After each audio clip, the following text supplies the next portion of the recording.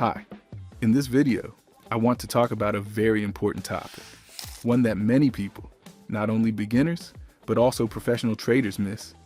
It's about the time in which you trade, the part of the day in which you make trades. When you trade, you should not forget that the market is not just about charts, numbers, technical indicators, and so on. All the chart movement is people.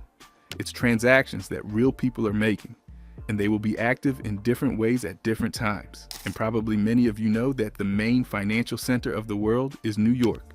That's the United States. And that means that it is at the American session that we will have the greatest amount of liquidity, the greatest amount of volatility. It is at this time that the main volume of transactions will take place, and the chart will move most actively. So that's what it gives us. This means that we don't have to look at how the chart moves all day long, because the Asian, Pacific, and European sessions are usually less volatile. The main market volume and the main market opinion happens exactly in the American session, more precisely at the beginning of the American trading session. Because at this point, big players, hedge funds, big trading organizations, and in general, big players in the market start to enter the market. They are mostly all concentrated in the US, and the main New York trading session starts at 9 in the morning, and it's over that period, from 9 to 9:45, roughly across the US, that we can see the general mood of the market today. As you can see, if we unscrew and set the US time zone, it was starting at 9 o'clock that there was a sharp movement, first down, then up. By the first candles at the American session, we can, in principle, determine the market mood. It should be noted right away that this strategy works much better on assets that are traded only in the American session. For example, it could be the NASDAQ indexes, US stocks, NIs, dollar, and so on. All assets that are specifically linked to the US. Specifically with cryptocurrencies, this rule does not work so clearly, because cryptocurrency is traded 24 hours a day. That said, today I'm going to show you how to use this strategy on cryptocurrencies too. The main difference with cryptocurrencies is that we need to look not only at the candle that is exactly at 9 in the morning, but look at the next 3 or 4 candles.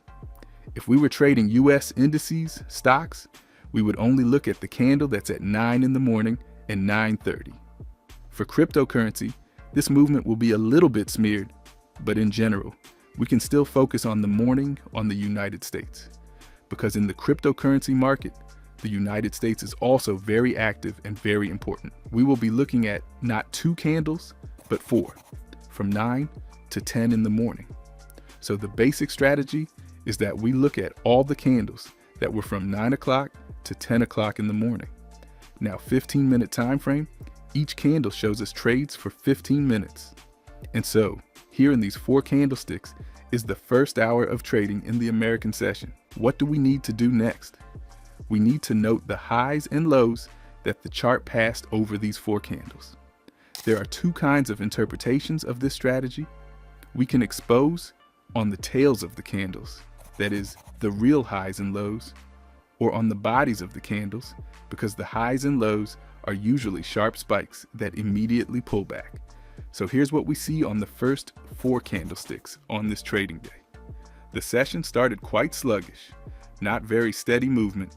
Then we saw a sharp downward price decline. There was a huge volume on the market to sell. But after that, the Bitcoin chart reached a very stable price, a very favorable price to buy, and we saw an upward reversal just on these 4 candles. Next, we need to look at how the chart behaves in relation to the set highs and lows for that hour. We're looking at further candlestick movement. If, as in this case, we see that the chart confidently crosses one of the levels, it means that we are generally in a bullish mood for the day, and here we can make a good trade up for the first half of the day. As you can see, already closer to the evening, this trend started to decline. But during the day, we saw good growth, which would bring us good money on Bitcoin trades. How do you identify a good candle breakout? First, we should not have a bounce from this level. And secondly, a good signal is when we have several candles in a row of the same color. In this case, there are 5, and they form the fair value gap. And these are the 3 parameters that tell us that the trend for this session will be good. And we can build on the fact that the high of the first 4 candles will be broken upwards. Let's look at another day. Looking for 0, 900 hours. Again, here we go. We're interested in these 4 candles between 9 a.m. and 10 a.m. Let's see how the chart traded on this day. Let's put it on the bodies of the candles. Here's the low of the candle that was at 9 a.m. Here it is. So the lows and highs of these candles are set. And as we can see, the bidding started differently on this day.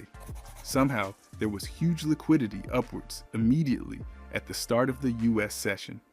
It then outlined some price that is favorable to sell for most players in the market, and we saw a pullback down, back to the support level. Here are the first 4 candlesticks on which we have posted highs and lows. We look at what's happening in our market next. The chart then approaches the lower level again. And here is the key point for us. We need to understand whether we will have a breakthrough of this level and a good trend or a rebound, and the chart will move flat. Here we see that we don't have any of those parameters that we had on day 1. We don't have a good candle that closed below the level with its body. We don't have multiple consecutive candles of the same color, and we don't have a fair value gap. On the contrary, we see a clear bounce and a candle with a long tail. This means that we have a huge amount of bullish liquidity concentrated at this level, a huge volume of buy trades, and it means that this level will hold. We see a bounce that we could have capitalized on by now. Next, we can see that the chart is starting to come up to the marked high. On the chart, it's marked a little bit high here. Here we're going to put it on the body. As you can see, again, there are no signs of a breakout, no long candles that close behind the high, no multiple consecutive candles of the same color, and no fair value gaps. On the contrary, we see a bounce back down. This tells us that the low and high that were set at the first 4 meetings of the trade are valid for us this session, and we can trade bounces up and down from them. As you can see, here we would have 1, 2, 3, 4 good trades during the trading day. But further, even during this day, the trading session is not over yet. It is only 2 p.m., which means we can still perceive further trades on this strategy. See, this is a different situation here. First, we have 4 consecutive candles of the same color. Secondly, the candle closed with the body above the maximum, and this tells us 2 of the 3 factors that we will break this level, and here we can already enter the trade upwards. So, let's go over all the rules of strategy again.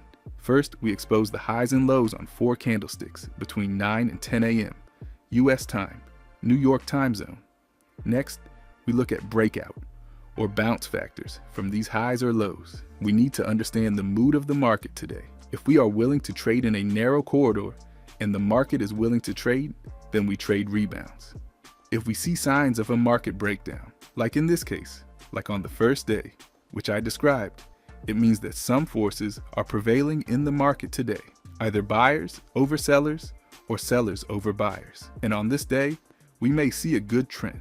As you can see, we used both chart states on this day. The first half of the day, we saw flatness, in market uncertainty, consolidation, and used bounce signals. But in the afternoon, we got a breakout signal and a trend formation signal. This is a universal tool that will allow you to determine the current market state, distinguish between flat and trend, and understand how the major market players are set to trade today. And depending on that, you can apply different tools. Specifically in this case, when we see bounces off the highs and lows, we can use flat strategies and flat instruments to trade in a consolidated market. Conversely, when we have a breakout, a clear breakout of one of these levels, we chart our trending strategy, moving averages, parabolas, and so on, and confidently capitalize on the trending moves. Such a simple strategy that will help you understand the basics of the market and greatly improve your trading performance. Share your feedback in the comments and see you soon.